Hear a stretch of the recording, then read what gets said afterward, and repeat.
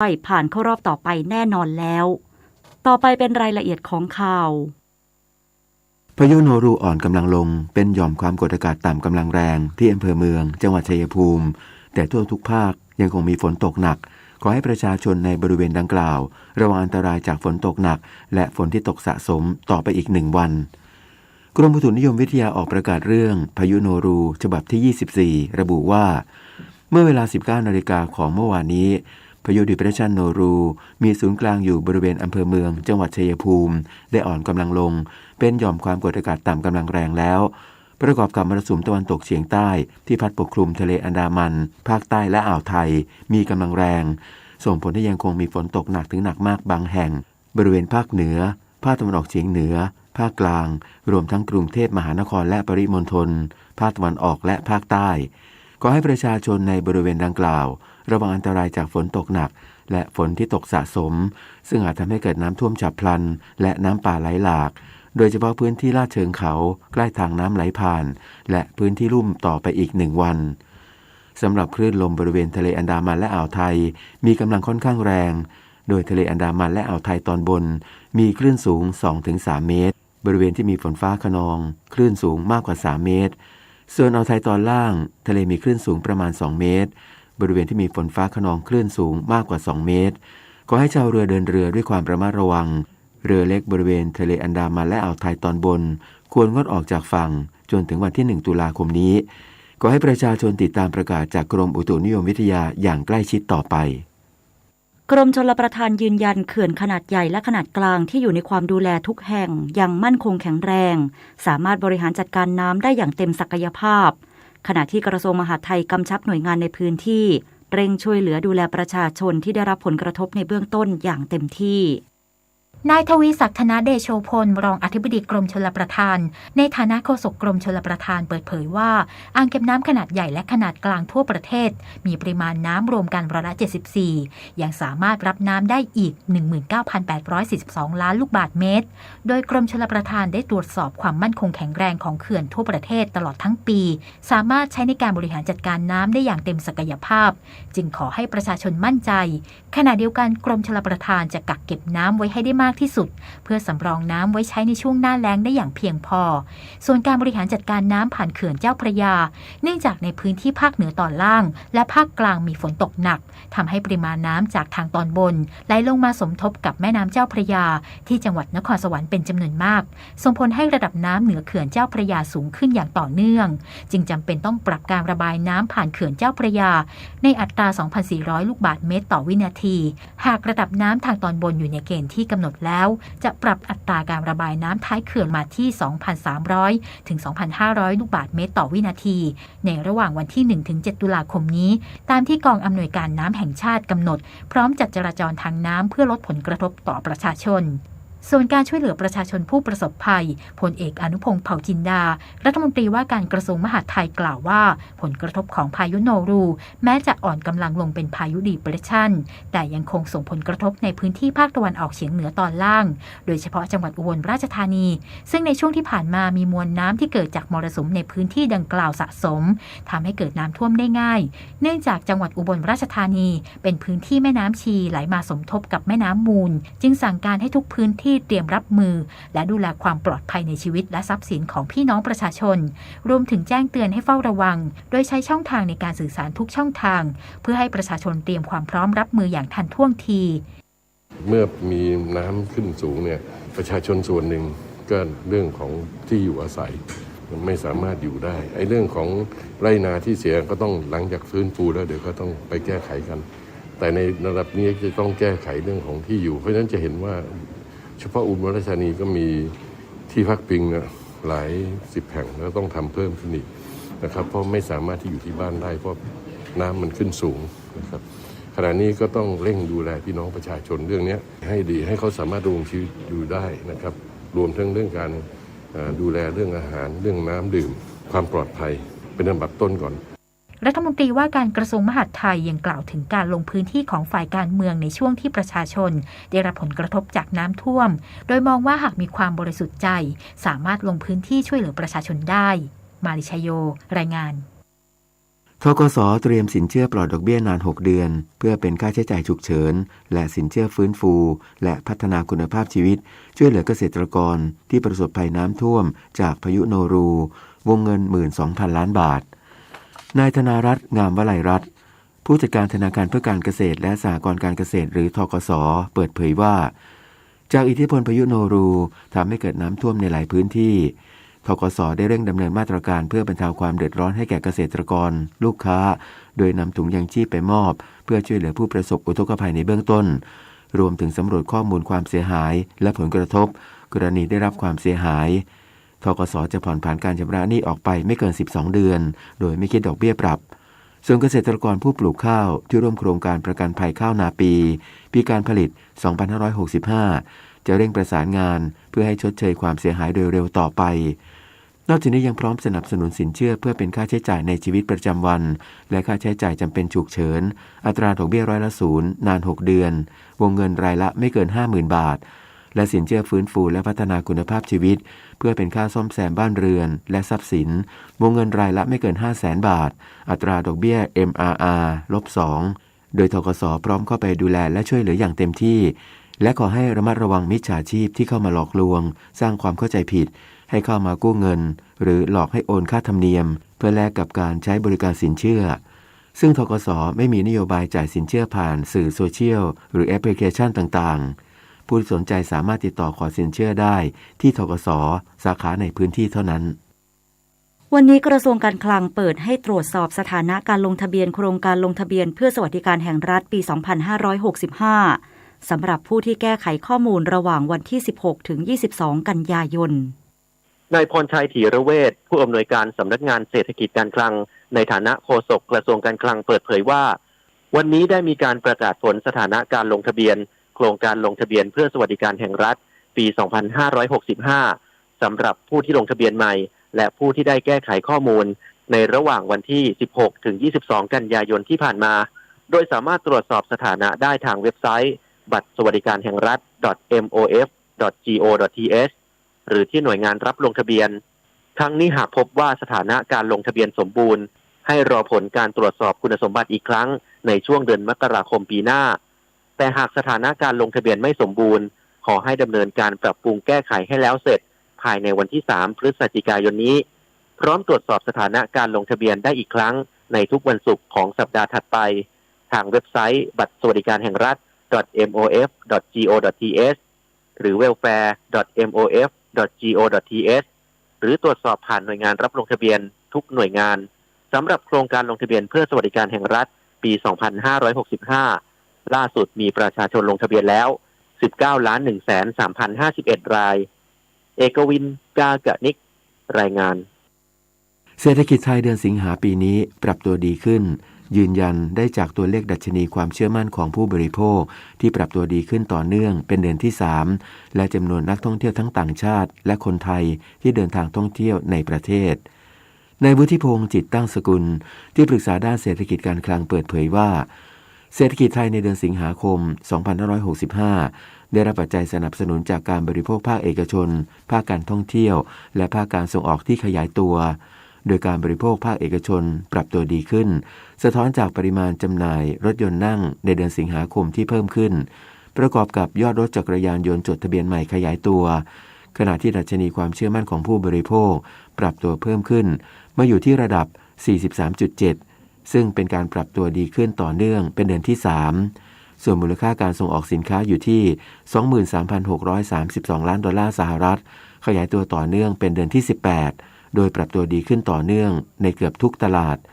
ขณะที่ด้านการท่องเที่ยวมีนักท่องเที่ยวชาวต่างชาติเดินทางเข้าประเทศกว่า 170,000 คน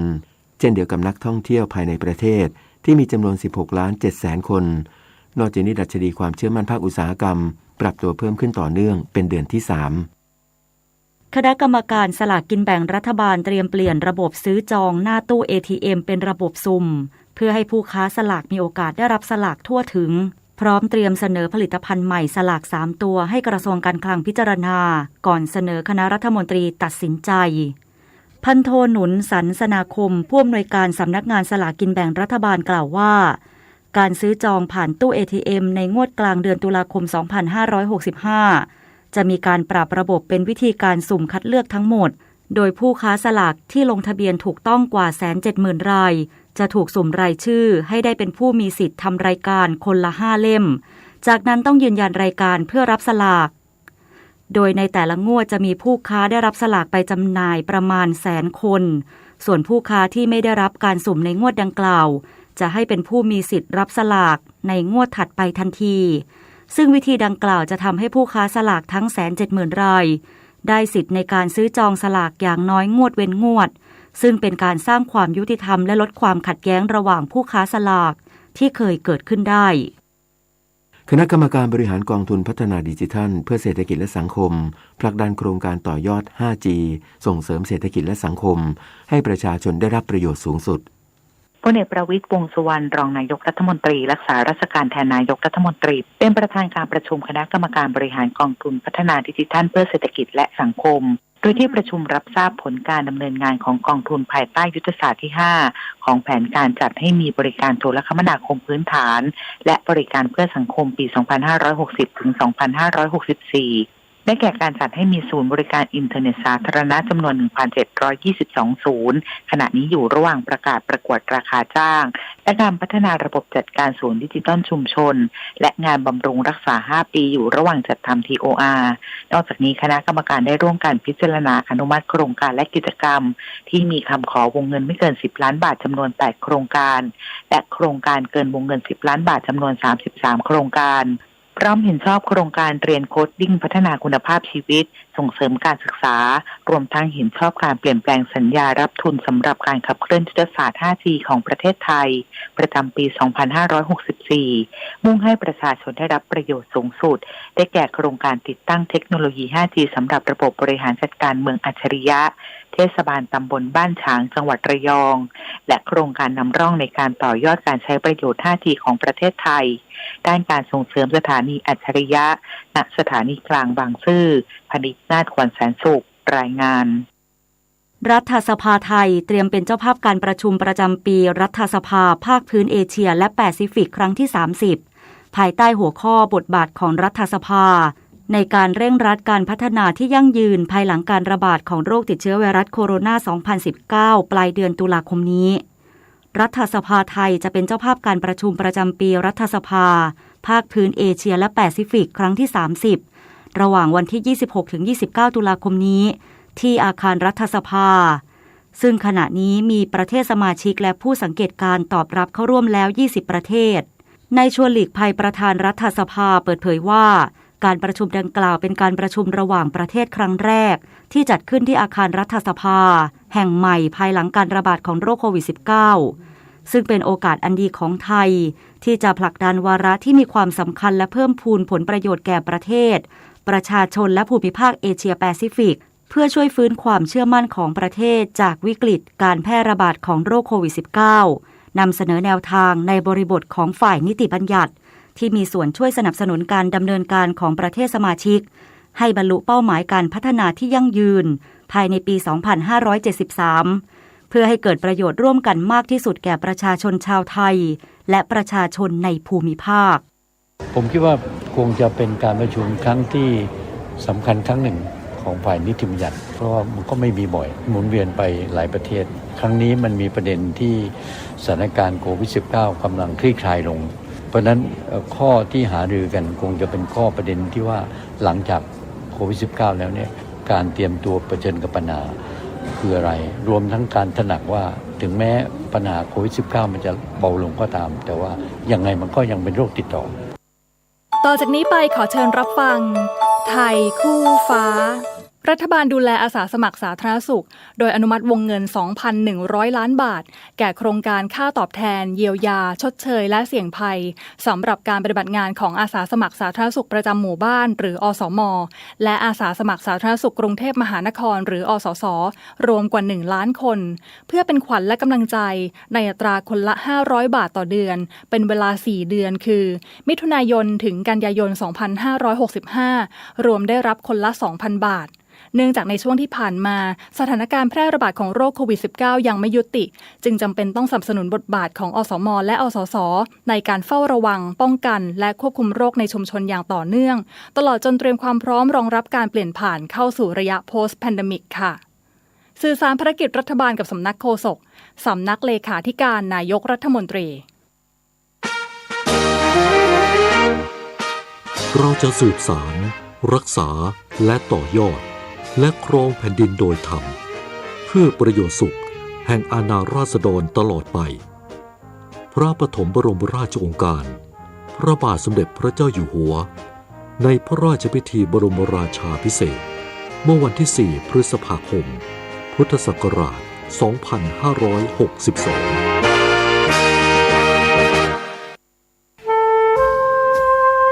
โครงการพัฒนาระบบกสิกรรมด้วยศาสตร์พระราชาช่วยส่งเสริมอาชีพให้เกษตรกรโดยรวมกลุ่มเพื่อช่วยเหลือตนเองและช่วยเหลือซึ่งกันและกันให้มีความเป็นอยู่ที่ดีสร้างความเข้มแข็งในระดับชุมชนแต่ละพื้นที่อย่างเหมาะสมต่อเนื่องสู่การพัฒนาที่ยั่งยืนเพื่อให้เกษตรกรสามารถดำเนินชีวิตได้อย่างมั่นคงด้วยหลักเศรษฐกิจพอเพียง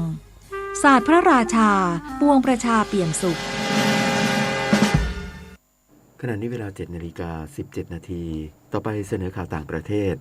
วุฒิสภาสหรัฐอนุมัติความช่วยเหลือแก่ยูเครนครั้งใหม่โดยเป็นเงินจำนวน 12,000 ล้านดอลลาร์สหรัฐและความช่วยเหลือด้านทหารเมื่อวานนี้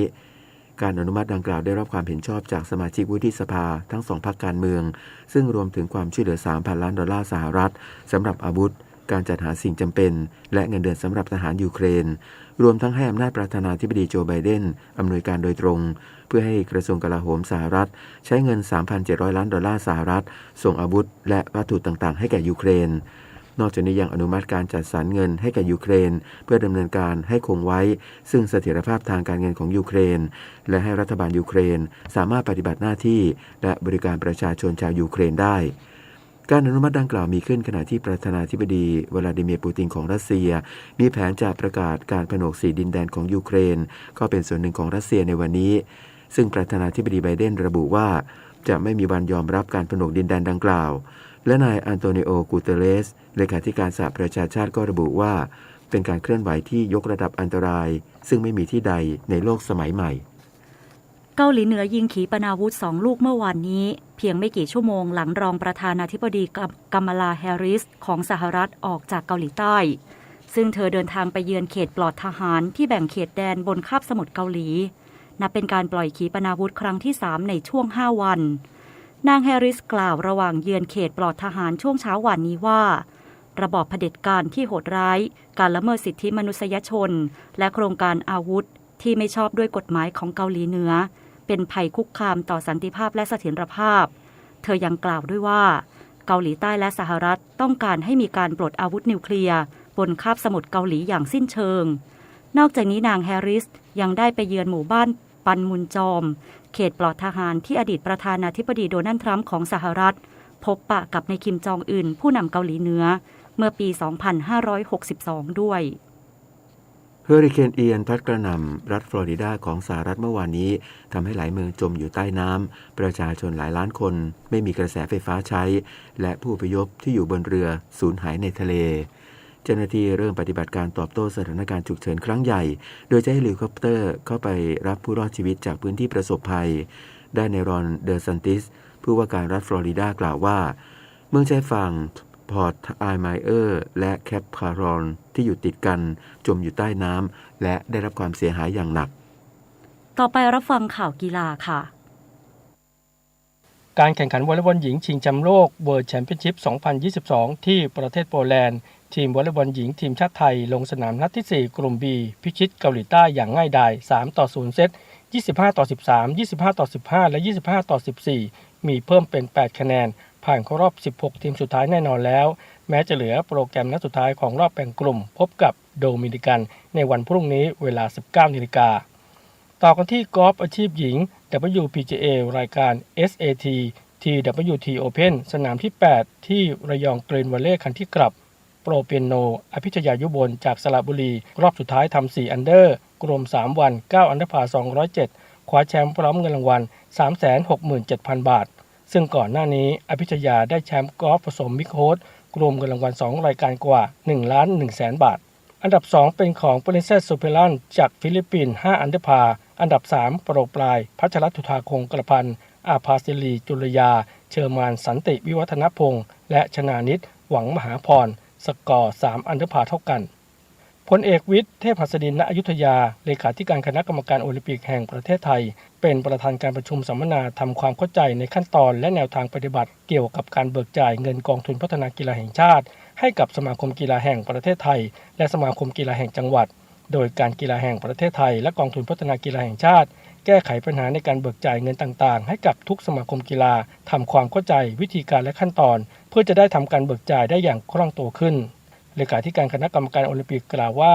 พลเอกประวิตร วงษ์สุวรรณในฐานะประธานคณะกรรมการโอลิมปิกแห่งประเทศไทยได้กำชับว่าปัญหาการเบิกจ่ายเงินต่างๆจะต้องแก้ไขให้จบสิ้นภายใน6เดือนนี้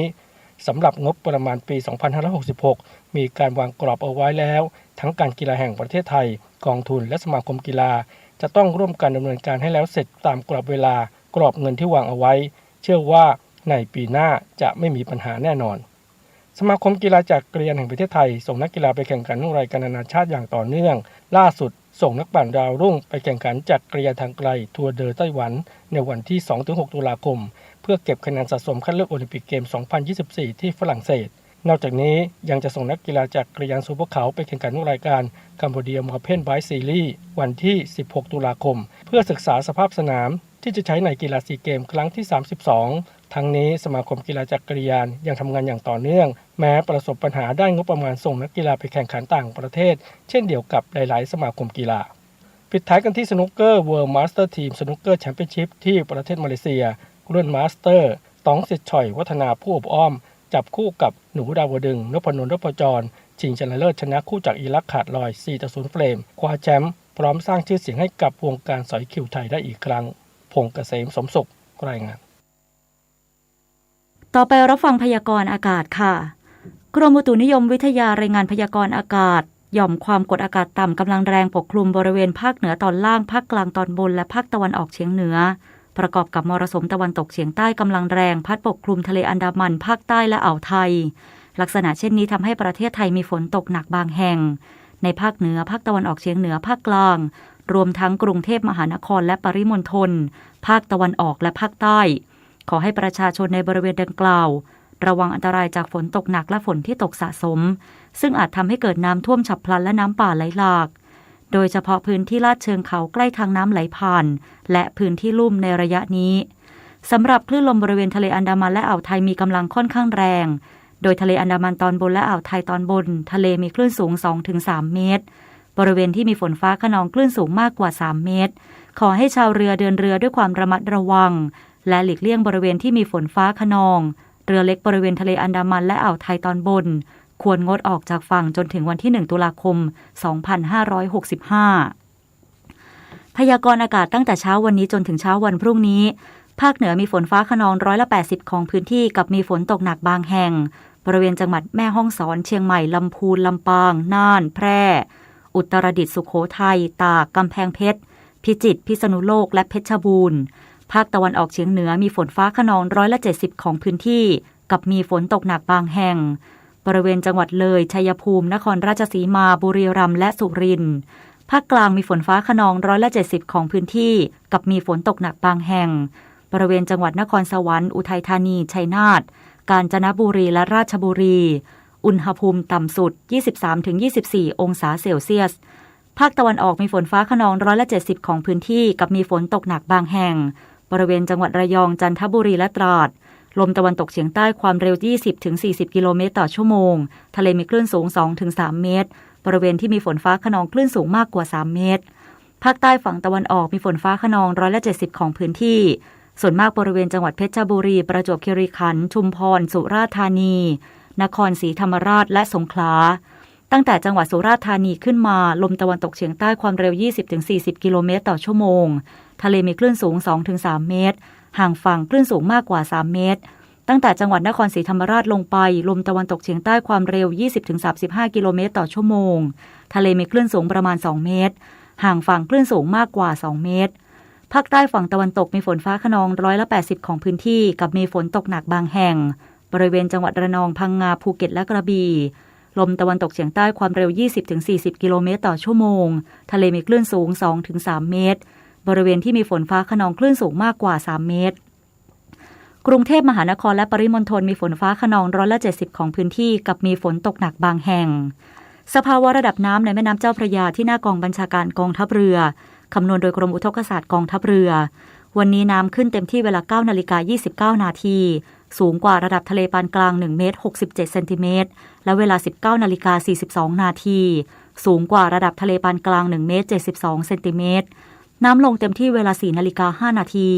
สูงกว่าระดับทะเลปานกลาง37เซนติเมตรและเวลา 15:21 นาทีสูงกว่าระดับทะเลปานกลาง1เมตร4เซนติเมตรวันนี้ที่ประภาคารกาญจนาภิเษกแหลมพรหมเทพจังหวัดภูเก็ตดวงอาทิตย์ตกเวลา 18:19 นาทีกรุงเทพมหานครดวงอาทิตย์ตกเวลา 18:08 นาที 1 นาทีกับกปท.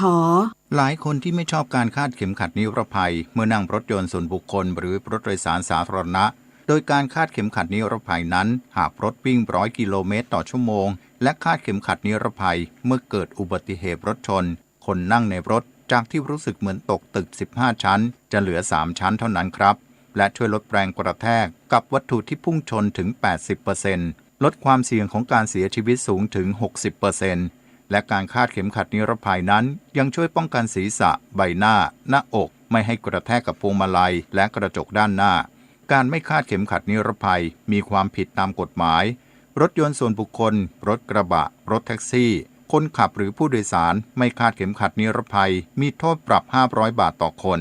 รถตู้สาธารณะรถทัวร์รถบขส.รถบรรทุกคนขับไม่คาดเข็มขัดนิรภัยมีโทษปรับ500 บาทผู้โดยสารมีโทษปรับสูงสุด 5,000 บาทเพื่อความปลอดภัยของตัวคุณคาดเข็มขัดนิรภัยสักนิดก่อนขับรถนั่งรถทุกครั้งครับด้วยความปรารถนาดีจากกรมประชาสัมพันธ์และกองทุนเพื่อความปลอดภัยในการใช้รถใช้ถนนกรมการขนส่งทางบกกระทรวงคมนาคมรู้รักภาษาไทยโดยความร่วมมือของสำนักงานราชบัณฑิตยสภาและกรมประชาสัมพันธ์วันนี้เสนอสำนวนยักษ์มักกะสันยักษ์มักกะสันเป็นสำนวนที่ใช้เปรียบเทียบหมายถึงผู้ที่มีใจคอดุร้ายมาจากคำว่ายักษ์ซึ่งเป็นอมนุษย์พวกหนึ่ง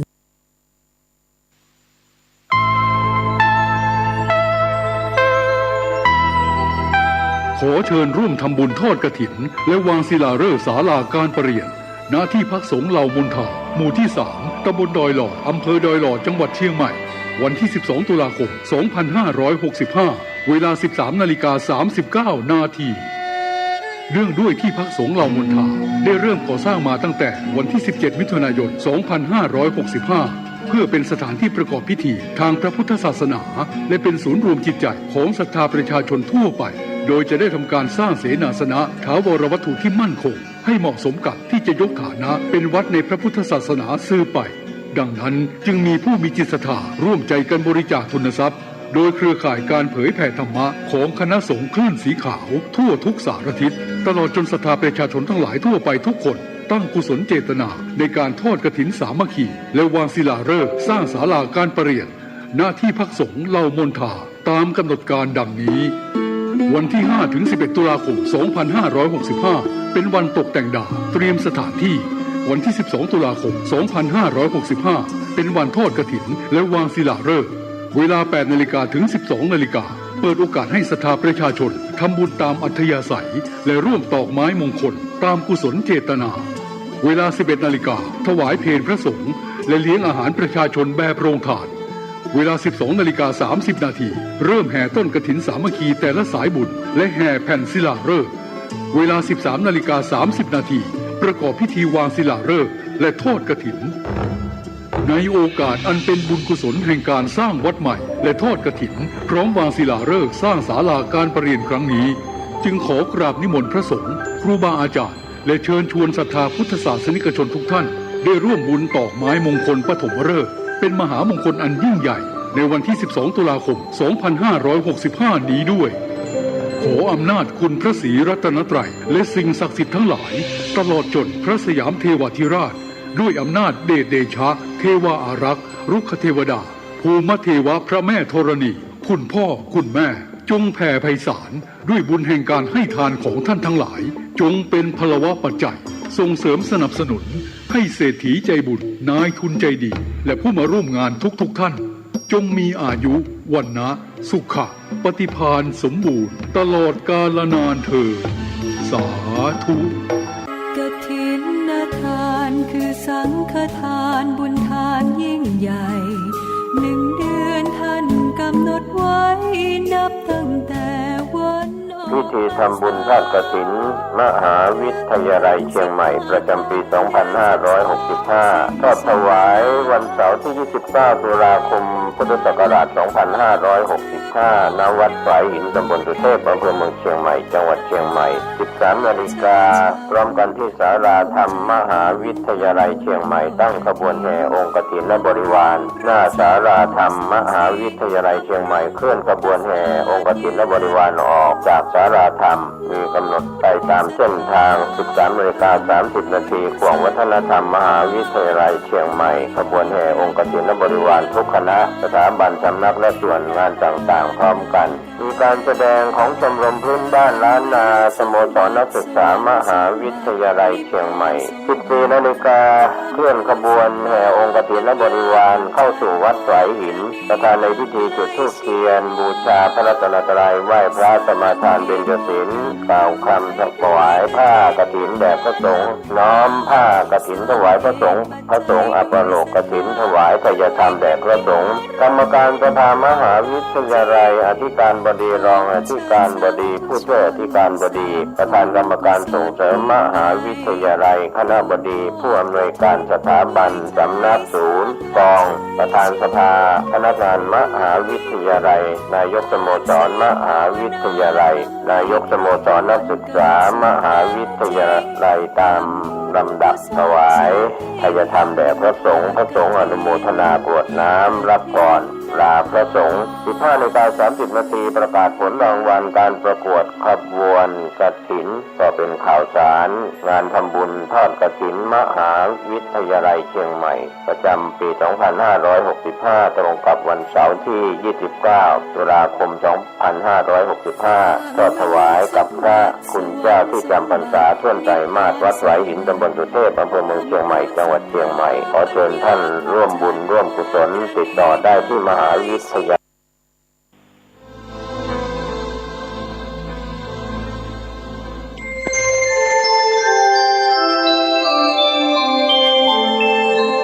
ขณะนี้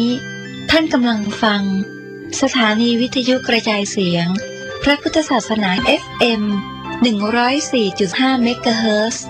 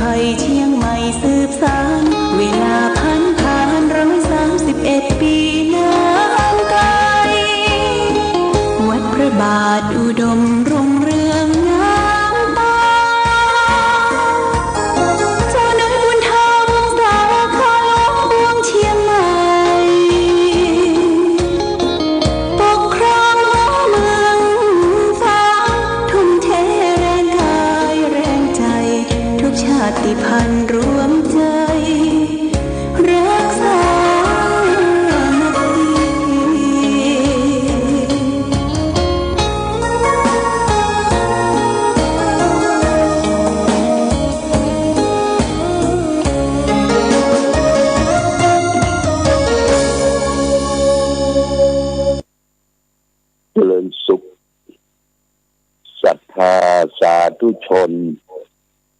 ญาติโยมท่านพุทธบริษัททั้งหลายวันนี้รายการธรรมประทีปส่องทางก็ได้มาพบปะกับพ่อแม่พี่น้อง ศรัทธาสาธุชนญาติโยมแห่งครั้งหนึ่งวันนี้เป็นวันศุกร์ที่30เดือนกันยายนพุทธศักราช2565ซึ่งตรงกับเดือนเหียงเหนือเดือน11ใต้ขึ้น5ค่ำวันนี้เป็นวันสุดท้ายของสัปดาห์และสุดท้ายของเดือนกันยายนและสุดท้ายของพี่น้องข้าราชการบ้านเมืองที่ได้เกษียณอายุเกษียณอายุเพิ่นก็ลาการลางานลาพวกลาพ้องลาสถานที่ทำงานเลี้ยงส่งกันเนาะญาติโยมเนาะได้เกษียณอายุได้ทำงานมาถึงเวลา60 ปีเพราะฉะนั้นการเกษียณอายุก็คือการจะได้เปลี่ยนแปลงจากที่เคยทำการทำงานมีคนห้อมร้อมมีคนมาตักตาประสัยเคารพนับถือยกมือกราบไหว้ เรียกว่ามีตำแหน่งหน้าที่พอเขาพ้นจากตำแหน่งหน้าที่ไปในญาติโยมนะความสัมพันธ์ของเขาก็ลดน้อยถอยลงเคยเคยจาภาษาที่มันศักดิ์สิทธิ์ขลังบอกคือไผก็เชื่อก็ฟังเพราะเขาอยู่ใต้บังคับบัญชาของเขาแต่ทุกสิ่งทุกอย่างนั้นมันก็จะต้องเปลี่ยนแปลงไปละญาติโยมนอกจากว่าเราได้สร้างสมคุณงามความดีมีความซื่อสัตย์สุจริตรักพวกรักพ้องรักลูกน้องต้องตายเขาจะอยู่ที่ไหนเขาก็ยังคิดถึงอยู่เคารพนับถือไปมาหาสู่กันเพราะฉะนั้นพี่น้องข้าราชการญาติโยมทุกท่านการเปลี่ยนแปลงนี้เราก็ต้องทำใจคือว่ามีใจที่จะรู้แจ้งเห็นจริงว่าทุกสิ่งทุกอย่างน่ะมันเป็นเรื่องของธรรมดาลาภยศสรรเสริญสุขที่เราเคยได้เนี่ยทีนี้เราเกษียณอายุครบเทอมแล้วครบ60 ปีแล้วมันก็ต้องเสื่อมญาติเสื่อมยศเกิดการนินทามีทุกข์มีทุกข์เป็นโลกธรรมที่ครอบงำเราอยู่เพราะฉะนั้นเพื่อบ่ให้เราได้เกษียณทางจิตทางใจก็ได้ทำคุณงามความดีต่อไปนะญาติโยมนะทำคุณงามความดีต่อไปในบั้นปลายชีวิตของคนเราอย่าไปคิดอัดอั้นตันใจคือคิดล่งปรงละเราก็ได้ภูมิใจญาติโยมภูมิใจว่าเอาได้ทำการทำงานข้าราชการบ้านเมืองต่างพระเดชพระกันถวายแด่พระบาทสมเด็จพระเจ้าอยู่หัวทุกยุคทุกสมัยที่ผ่านพ้นมาได้ภูมิใจนะญาติโยมแต่ต่อไปนี้เขาก็ทำงานแบบจิตอาสาช่วยสงเคราะห์อนุเคราะห์แต่คนอื่นอาตมาได้หันข่าวว่าคนเกษียณอายุอย่างต่างประเทศเนี่ยญาติโยมต้นก็มีเรื่องงานทำต่อเท่าที่ทำได้นะอาจจะเป็นงานในห้องอาหารอยากจะเป็นงานการต้อนรับอยากจะเป็นงานการที่บริการอย่างโรงพยาบาลเนี่ยญาติโยมนะโรงพยาบาลเนี่ยเอาก็ไปมีจิตอาสาไปบริการไปต้อนรับไปชี้ช่องหนทางคนไข้คนอย่างจะมาแล้วก็ทำบัตรที่ไหนไปอย่างใดไปวัดไข้วัดอย่างวัดความดันที่ไหนเนี่ยถ้าคนเรามีความรู้ในด้านนั้นจะไปเป็นจิตอาสามันจะไม่ได้ง่อมได้เหงาเนาะญาติโยมขออย่างเดียวว่าจะไปตัดง่อมเหงาญาติโยมบางคนนี่ก็ โปนเกษียณไปละจังหันหน้าไปทางสู่อบายมุขนะอบายมุขคือปากทางแห่งความเสื่อมความเสียหายอบายมุขมันมีสี่เป็นนักเลงการพนันเป็นนักเลงสุราเป็นนักเลงผู้หญิงพบคนชั่วเป็นมิตรมาเผาผลาญร่างกายเผาผลาญสติปัญญาเผาผลาญจิตใจของตนเองใครว่าไปฆ่าตัวเก่าญาติโยมฆ่าตัวเก่าตายผ่อนส่งตายผ่อนส่งเงินทองที่เปิ้นเป็นบำเหน็จบำนาญมาดิญาติโยมเปิ้นพอกินพออยู่พอที่จะประทังเลี้ยงครอบครัวประทังชีวิตแต่ก็คือมันเป็นนี่เป็นสิ่งลบกรุงรังนะลบกรุงรังเขาก็ยังเป็นข้าราชการบำนาญทำดำการอยู่ทำดำการอยู่นี่ก็ต้องได้ภูมิใจแต่การฆ่าตัวตายนี่มันฆ่าตายอย่างไรญาติโยมหลายอย่างวันนี้ก็จะได้นำสารธรรมประทีปธรรมของท่านเจ้าคุณกษีธรรมนิเทศคือกมลโชติมันโตอดีตรองเจ้าคณะจังหวัดเชียงใหม่อดีตเจ้าวาดวัดสันปะคอยมามาจาสาธยายคือท่านทั้งหลายได้ฟังกันว่าการฆ่าตัวตายนั่นก็ดีเลยมันเป็นจะได้ของขอลองฟังนะฟังก่อนอื่นขอทำความเข้าใจกับท่านทั้งหลายก่อนว่าทุกคนเกิดมามันต้องตายหนีความตายไปบ่พ้นได้จะฆ่าตัวตายบ่ฆ่าตัวตายก็ตามเราก็ต้องตายแน่ๆการฆ่าตัวตายนี่มี2วิธีคือ1วิธีที่เรียกว่าฆ่าตัวตายฆ่าเด็ดขาดหรือฆ่าสดเหมือนกับเอาซื้อรถยนต์เงินสดจ่ายเงินเสร็จแล้วก็เอารถไปเลยมีอย่างที่จะผูกพันกันต่อไปการฆ่าตัวตายแบบสดเนี่ยคือมาเป็นการยิงตัวตายพ่องแขวนคอตายพ่องกระโดดน้ำตายพ่องกินยาตายพ่องจึงใช้เวลาประเมิน5 นาทีก็ตายไปเรียบร้อยสมใจและก็บ่ต้องทรมานทรกรรมอย่างมากนักพ่อแม่พี่น้องผัวเมียและผู้เกี่ยวข้องก็เป็นทุกข์เพียงครั้งเดียวคราวเดียวเท่าอันก็จบแต่การฆ่าตัวตายวิธีที่2เนี่ยเป็นวิธีที่ทารุณที่สุดใช้เวลานานและก็ทรมานจิตใจพ่อแม่พี่น้องผัวเมียตลอดจนผู้เกี่ยวข้องอย่างแสนสาหัสคือการฆ่าตัวตายแบบผ่อนส่งซึ่งเหมือนกับซื้อรถเงินผ่อนญาติโยมนะบางครั้งบางโอกาสบางงวดก็ตันบางหมดก็บ่ตันนายทุนเขาก็ย่อมติดดอกเบี้ยขึ้นมาแหมทบมาแหมอย่างนี้เป็นต้นการฆ่าตัวตายแบบนี้คือการตามใจตัวแล้วทำความชั่วพูดชั่วคิดชั่วเบียดเบียนตนและคนอื่นที่เดือดร้อนวุ่นวายกระสับกระส่ายและสัมประสานโดยที่ตัวเองเข้าใจว่าเป็นความสุขสนุกสบายเช่นการเสพสุรายาเมามากมายถึงวันเป็นปกติตามวิสัยมาแล้วก็มาอาละวาดขาดสติต่อครอบต่อครัวต่อลูกต่อเมียหรือไปฉีดเฮโรอีนเข้าเส้นหรือไปกินยาบ้าฮื้อสติเกิดความฟั่นเฟือนโดยไปลักขโมยยึดฉวยเงินของพ่อแม่พี่น้องลูกเมียไปซื้อหายามาเสพมากินเข้าสู่ร่างกาย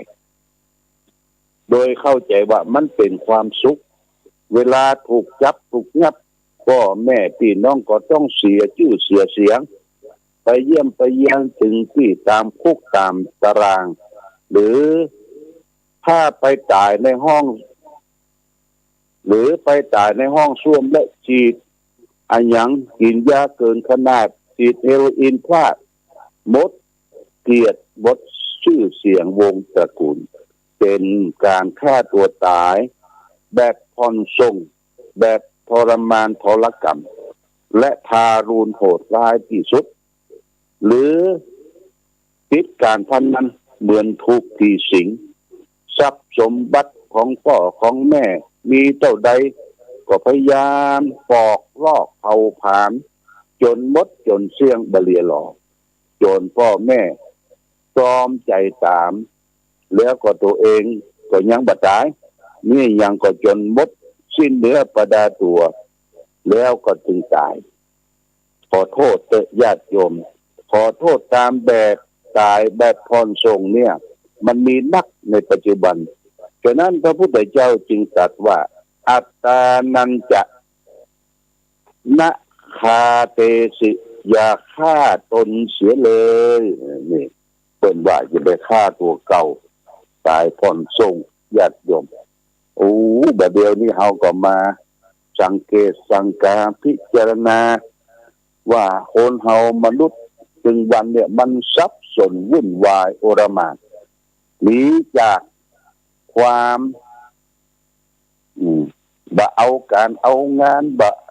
เอาอย่างต่างๆไปฆ่าตัวตายแบบผ่อนส่งติดเหล้าเมายาสัมบะเลเทเมาญาติโยมสร้างความทุกข์ความเดือดร้อน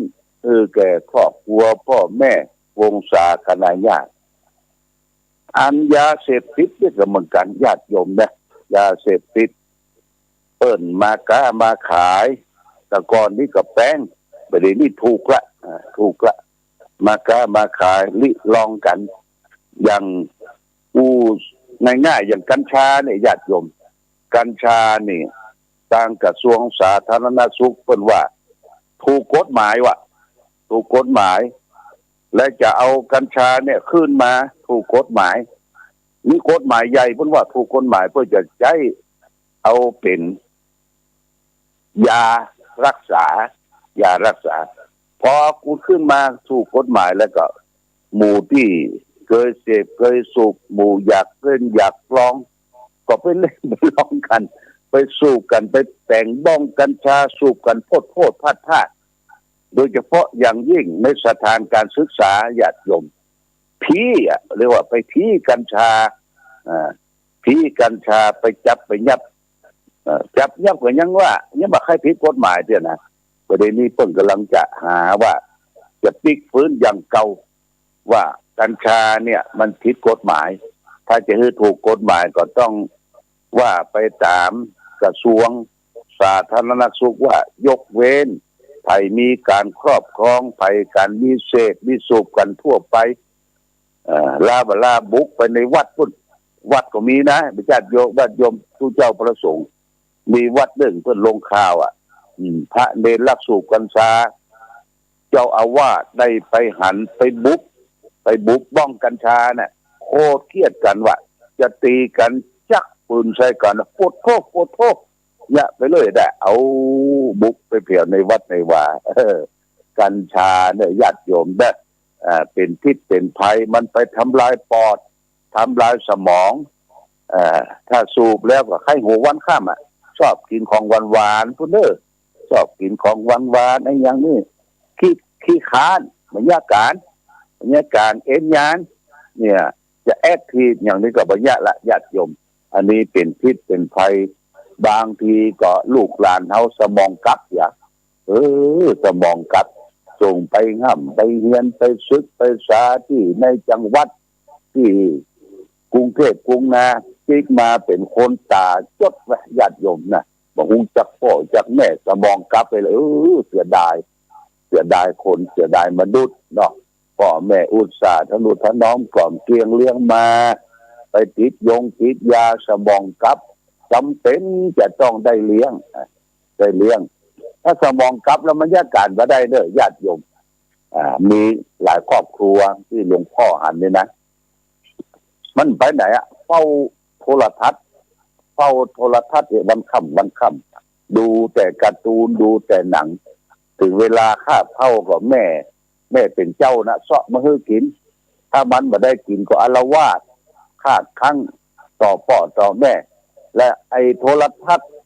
ทีวีเขาจะไปปิดของมันไม่ได้เลยปิดของมันไม่ได้พ่อแม่ก็ต้องไปซ้อจะตุ่งจะตางก้าขายต๊อปแป๊บได้เงินได้ทองมาเอาเลี้ยงบ่อายนั่งเฝ้าทีวีนั่งเฝ้าโทรทัศน์บางทีก็น้ำก็บ่อาบกินตัวแห้งพ่อแม่ก็จะเป็นเอาผ้าน่ะไปตึงไปซักไปตากโอ้มันเป็นทุกข์เป็นร้อนญาติโยมอันนี้เพราะเรื่องของยาเสพติดเริ่มต้นตั้งแต่บุหรี่ก่อนนะญาติโยมบุหรี่นี่เป็นเริ่มต้นเป็นชั้นประถมกัญชาเป็นชั้นมัธยมเฮโรอีนกาวทินเนอร์ยาบ้าเป็นชั้นอุดมศึกษาถ้าจะไปต่อให้มันจบปริญญาเนี่ยก็พุ่นบางขวางUniversity พุ่นโตยกจากบางขวางมาลายโคโลคาลาเนี่ยก็นี่นะซับลายโคโลคาลาโอ้ญาติโยมท่านสาธุชนทั้งหลายเพราะฉะนั้นปัจจุบันเนี่ยเราก็ต้องอยู่อย่างระมัดระวังอยู่อย่างมีสติพิจารณาญาติโยมยิ่งเอาแก่ตัวบรรปลายชีวิตได้เกษียณอายุมาแล้วก็มันสร้างสมคุณงามความดีไหว้พระสวดมนต์อันใดที่จะไปลงทุนลงแรงนะบอกเอาละญาติโยมใช้เงินสตุ้งสตางค์ไปลงทุนลงแรงอย่างก็กินเท่ามีอยู่ไปเป็นวันให้มันเสี่ยงเจ้นไปอ่ะเนาะมันเสี่ยงเจ้นไปหัวก็ให้ประกอบคุณงามความดีสร้างสมเกิดมาทั้งทีทำดีให้ได้จะตายทั้งทีก็ให้ได้ฝากเดียวไว้ทำดีไว้ให้ลูกทำถูกไว้ให้หลานทำความชื่นบานไว้กับประเทศชาติบ้านเมืองของเราเนี่ยญาติโยมวันนี้เป็นวันสิ้นเดือนนะวันพรุ่งนี้เดือนตุลาคมเข้ามาแล้วเดือนเกียงนี่เป็นเดือนสุดท้ายของเมืองจากเดือนเกียงกับเดือนยี่แล้วก็เดือนเกียงนี่เพิ่นก็จะทำบุญอย่างหนึ่ง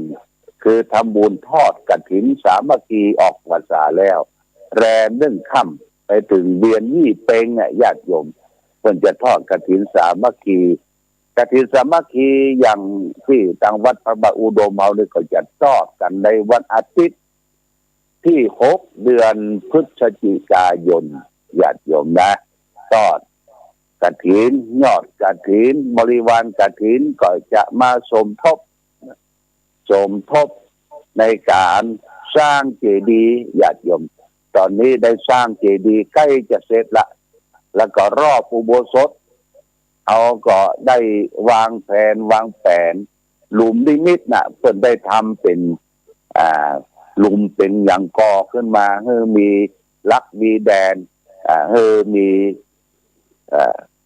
ที่ครอบหลุมนิมิตเรียกว่าเสมาใบเสมาเนี่ยญาติโยมได้ปรับปรุงทุกสิ่งทุกอย่างของวัดมันถูกต้องตามแบบโบราณกาลสืบสานมาพุ่นปี66ปีหน้านี่เขาก็จะบูรณะหลายๆอย่างอยู่ปี67ญาติโยมปี67นี่เขาก็จะเฉลิมฉลองทำบุญกันใหญ่กฐินปีนี้ทำเป็น 2,565 กองเลยญาติโยมกองละ500 บาทใครจะทำบุญกฐินสามัคคีก็กองละ500 บาทตอนนี้ก็จะได้เอาซองไปแจกคือญาติโยมที่รับเป็นเจ้าภาพเป็นสายไปก็วันที่6พฤศจิกาและกฐินที่วัดพระเจ้าตนหลวงวัดพระเจ้าตนหลวงวัดพระธาตุศรีมหาโพธิโพธารามวันที่14เนี่ยญาติโยม14 ตุลาคม14 ตุลาคมปีนี้ก็เจ้าภาพคุณมนูสร้างสุพร้อมด้วยครอบครัวเป็นเจ้าภาพเป็นประธานพร้อมด้วยลูกศิษย์ลูกหาพี่น้องส่วนส้มได้ร่วมกันที่จะได้พัฒนาที่ไหว้ที่ศาลที่สักการะบูชาอันนี้จะทอดวันที่14 ตุลาคมหลวงพ่อเสือก็จะขึ้นมาเนี่ย ขึ้นมาร่วมทอดกฐินโดยหลวงพ่อเสือตาติดจากค่ายบางละจันตังบนพุ่นกล่องละ1,000เลยญาติโยมเนี่ยกล่องละ1,000ปีไหนเขาก็ทำบุญกอง999กองละ 1,000 เงินปัจจัยเหลือนั่นเรื่องการทำบุญสุนทานแล้วก็จะได้เป็นกองทุนไว้บูรณะเป็นค่าน้ำค่าไฟค่าทำความสะอาดซ่อมแซมองค์พระใหญ่ที่เขาคือเขาสร้างไว้นี่ก็แจ้งญาติโยมท่านสาธุชนทั้งหลายและวันที่12นี่ทางวัดใหม่มณฑา